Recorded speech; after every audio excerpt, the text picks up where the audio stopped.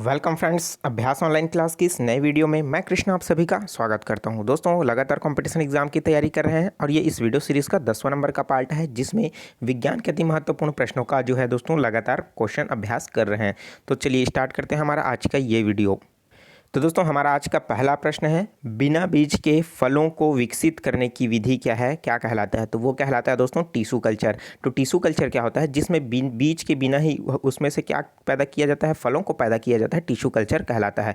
आपने तो देखा ही होगा कि बहुत सारे दोस्तों डीडी किसान जो चैनल है उसमें क्या होता है, चिमटी से पकड़ के छोटे छोटे पौधों को क्या करता है, एक जगह से उठा करके दूसरी जगह लगाते हैं। तो वही क्या है, टिश्यू कल्चर कहलाता है, जिसमें कृत्रिम वातावरण क्या किया जाता है, तैयार किया जाता है। दोस्तों, टिश्यू कल्चर एक कृत्रिम वातावरण में पौधों को स्थानांतरित करके नए पौधों के ऊतकों का विकासित करके दोस्तों उसको एक यह तकनीक होती है जिसे टिश्यू कल्चर के नाम से जाना जाता है।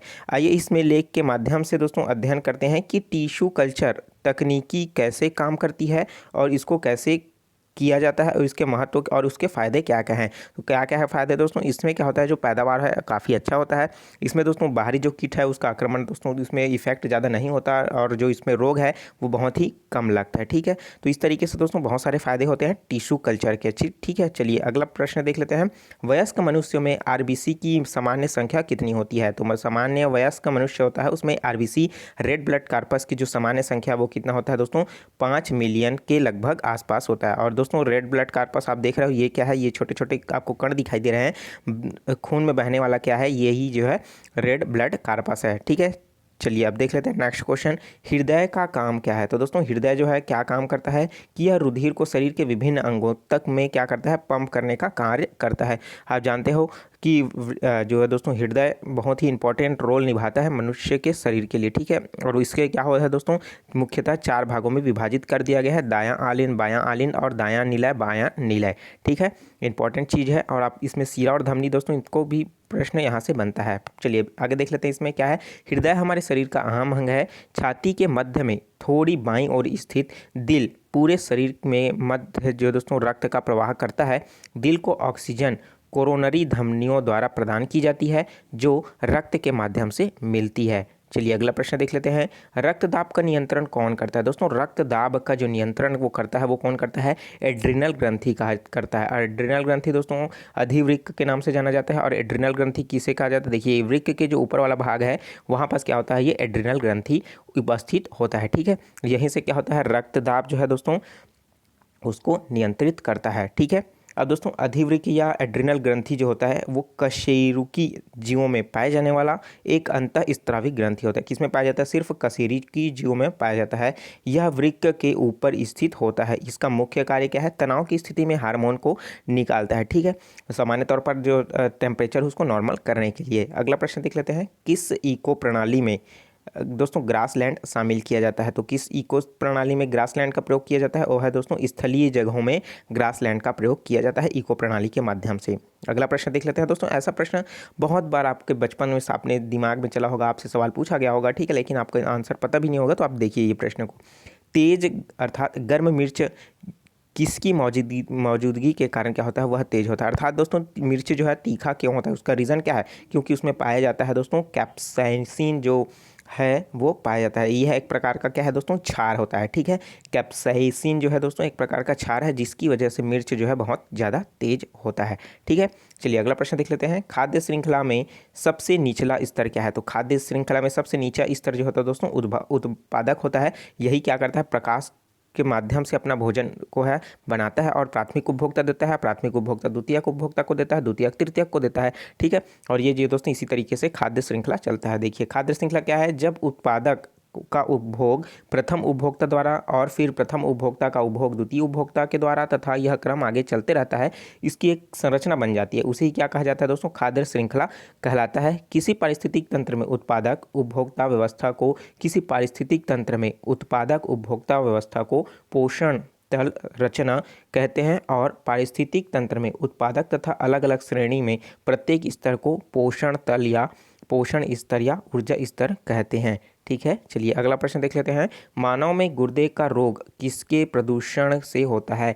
तो मानव में दोस्तों गुर्दे का जो रोग होता है वो किसके कारण होता है? कैडमियम। अब गुर्दा किसको बोलते हैं दोस्तों? किडनी। तो कैडमियम से क्या होता है दोस्तों? किडनी किडनी में जो रोग होता है वो कौन सा होता है, कैडमियम के कारण होता है। ठीक है, तो किडनी से कैडमियम आप याद रखिए, आपको याद हो जाएगा।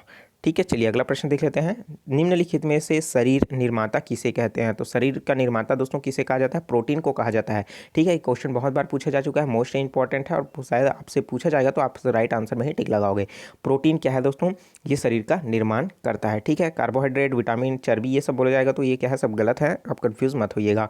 ठीक है, चलिए अगला प्रश्न देख लेते हैं। विश्व ओजोन दिवस कब मनाया जाता है? तो दोस्तों प्रत्येक वर्ष जो है 16 सितंबर को विश्व ओजोन दिवस के रूप में मनाया जाता है।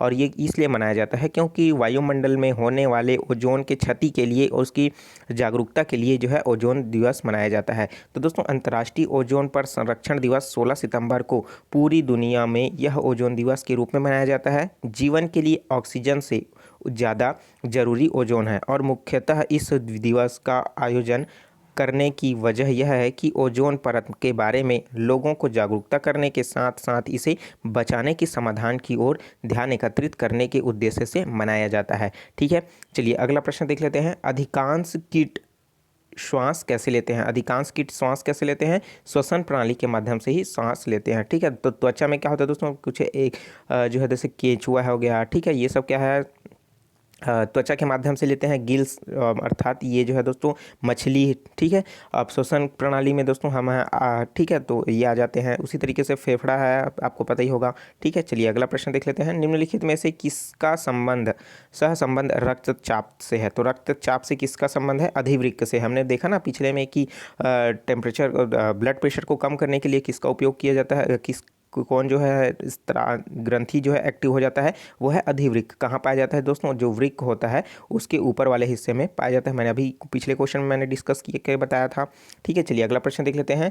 वह जीव कौन सा है जो वायु प्रदूषण को मॉनिटर करता है? मॉनिटर करता है दोस्तों जो वायु प्रदूषण को पर नियंत्रित करता है, उसी के वजह से हमको पता चल जाता है कि वायु प्रदूषण कितना हुआ है। ठीक है, तो यह कौन सा है? तो दोस्तों वो क्या है, लाइकेन। लाइकेन क्या है, एक प्रकार का जो है दोस्तों शैवाल की तरह होता है। ठीक है, लेकिन वो क्या कहाँ पाया जाता है? वो हल्का सा वायुमंडल में आपका स्थल में पाया जाता है। ठीक है, तो ये क्या है, लाइकेन होता है। ठीक है, चलिए अगला प्रश्न देख लेते हैं। मादा एनाफिलीज मच्छर किस रोग का वाहक है?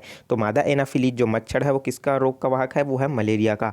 अब जानते होंगे कि जो मादा एनाफिलीज मच्छर है वो उसके काटने से कौन सा रोग होता है? मलेरिया नामक रोग होता है। ठीक है, और इसके उपाय के लिए दोस्तों मुख्य तौर पर क्या होना चाहिए? आपको मच्छरदानी लगा करके सोना चाहिए, क्योंकि जितने भी आप के लिए जो यूज़ करते हो इसे ख़त्म करने के लिए पूरी तरीके से क्या होता है, केमिकल होता है जो वातावरण के अलावा आपके शारीरिक रूप से क्या होता है, वो नुकसानदेह होता है। ठीक है, चलिए अगला प्रश्न देख लेते हैं। अगला प्रश्न है अनुवांशिकता के जनक कौन है? तो अनुवांशिकता के जो जनक है वो क्या है? मेंडल है। आप जो देख रहे हो पिक, यही है मेंडल। इन्होंने ही क्या किया है, अनुवांशिकता के जनक के रूप में जाने जाते हैं और इन्होंने अनुवांशिकता के बारे में बताया है। क्या बताया है कि जो माता पिता हैं उनके अन्य पूर्वज के जो गुण हैं वो संतानों में जो है अवतरित हो जाता है, जिसे क्या कहा जाता है? अनुवांशिकता कहलाती है।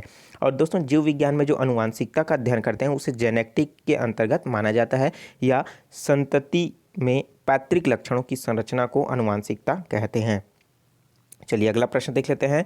थैलीसीमिया एक अनुवांशिक रोग है जो प्रभावित करता है। तो दोस्तों थैलीसीमिया है एक अनुवांशिक मतलब जेनेटिक रोग है। यह किस चीज़ को प्रभावित करता है? यह रुधिर अर्थात ब्लड को क्या करता है? प्रभावित करता है। जैसे जेनेटिक है मतलब माता पिता से जो ऐसा रहेगा वैसा के अनुसार क्या हो जाएगा, ब्लड जो है यहाँ पास निर्धारित होगा और तब क्या होगा, बनेगा। ठीक है, तो रुधिर इसका क्या हो जाएगा, राइट आंसर हो जाएगा। चलिए अगला प्रश्न देख लेते हैं। पान की लता में बनने वाला जड़ कौन सा है? पान दोस्तों आपने जो पान ठेला में जो पान खाते हो वही वाला पान है। उसी पान की जो लताएं होती है उस पर जड़ जो होती है कौन सा होता है? वो होता है दोस्तों आरोही जड़ होता है। तो जड़ का भी क्या है, बहुत सारे होते हैं।